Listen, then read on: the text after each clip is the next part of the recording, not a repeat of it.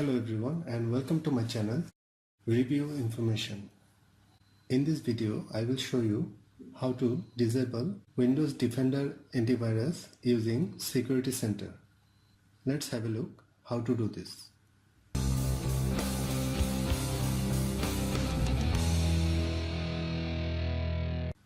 Alternatively, if you are installing a piece of software that requires deactivating the antivirus to install correctly, or you simply want to disable the Windows 10 built-in antivirus temporarily, you can use the following steps.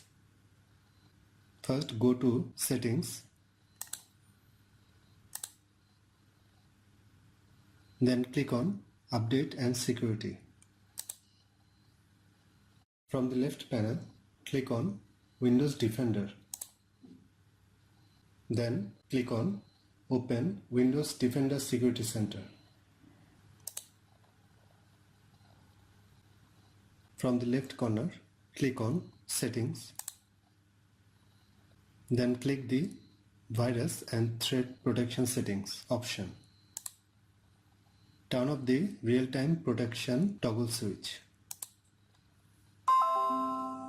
After completing these steps, Windows Defender antivirus will be disabled, making it unable to monitor and stop malware from taking over your device.